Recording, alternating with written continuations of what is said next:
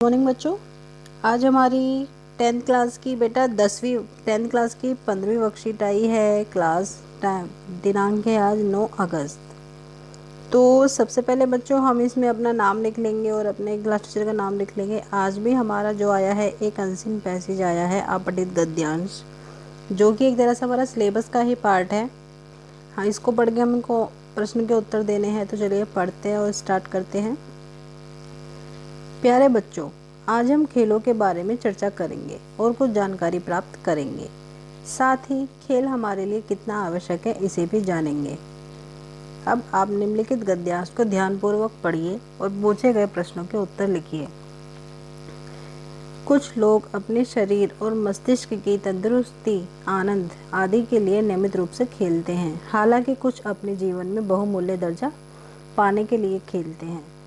कोई भी निजी और पेशेवर जीवन में इसके मूल्य को अनदेखा नहीं कर सकता। तो हम किन कारणों से खेलते हैं?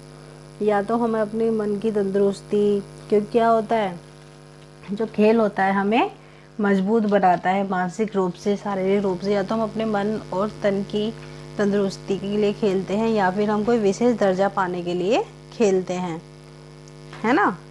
जो खेलों में अच्छे निकल जाते हैं, जैसे आजकल ओलंपिक चल रहे हैं, ओलंपिक में किसी को ब्रोंज मिलता है या कांस्य मिलता है, सिल्वर मिलता है, गोल्ड मिलता है, तो कितना उसका देश में नाम हो जाता है। तो उस नाम के लिए भी हम लोग खेलते हैं। पहला ओलंपिक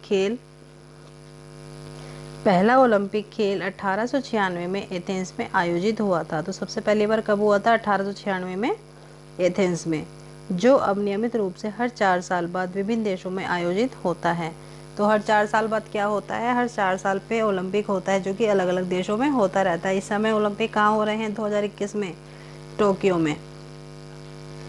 इसमें इंडोर और आउटडोर दोनों प्रकार के खेल शामिल होते हैं, जिसमें विभिन्न देशों के खिलाड़ी भाग लेते हैं। तो इसमें दोनों प्रकार के खेल खेले जाते हैं, इंडोर भी और आउटडोर भी। कुछ आउटडोर या मैदान में खेले जाने वाले खेल football, hockey, volleyball, baseball, cricket, tennis, kho kho, kabaddi आदि हैं, जिन्हें खेलने के लिए मैदान की आवश्यकता होती है। तो 2 प्रकार के गेम होते हैं, इंडोर और आउटडोर। आउटडोर गेम वो होते हैं जो कि घर के बाहर या कि चारदीवारी के बाहर खेले जाते हैं, जिसमें मैदान की आवश्यकता होती है, जैसे क्रिकेट हो गया, कबड्डी हो गया, खो खो हो गया, इस तरह से। और दूसरे होता है इंडोर गेम। इंडोर गेम जो कि चारदीवारी के अंदर खेले जाते हैं, जिसमें मैदान की आवश्यकता नहीं होती, जैसे कैरम हो गया, ताश हो गया, टेबल टेनिस हो गया, जिसमें मैदान की आवश्यकता नहीं होती।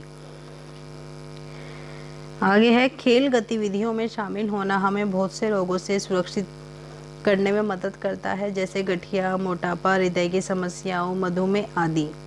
यह हमें जीवन में अधिक अनुशासित, धैर्यवान, समयबद्ध और विनम्र बनाता है। तो यहाँ पर ये खेलों के लाभ लिखे हुए हैं कि खेलों से मनुष्य को क्या क्या लाभ होते हैं।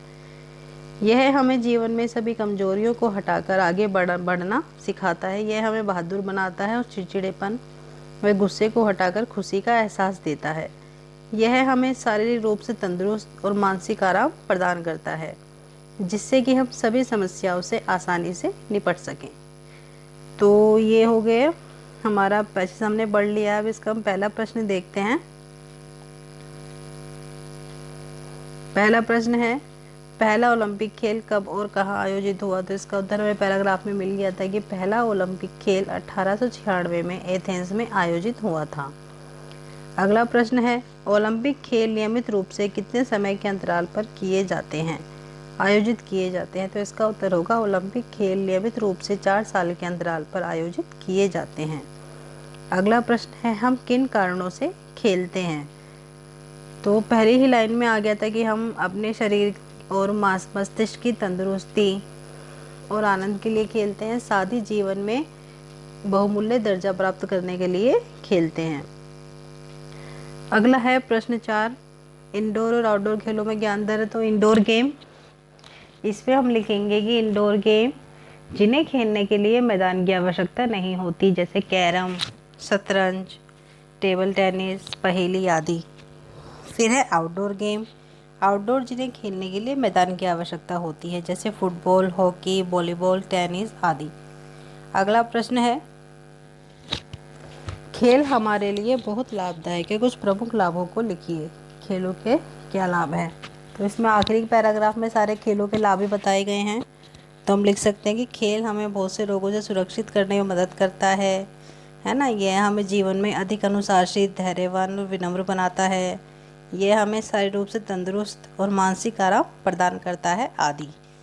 तो इस तरह से बच्चों, ये आपका यहाँ पर पहला जो, ये आपकी वर्कशीट नंबर 15 कंप्लीट होती है। इसको आप कंप्लीट कर लीजिए।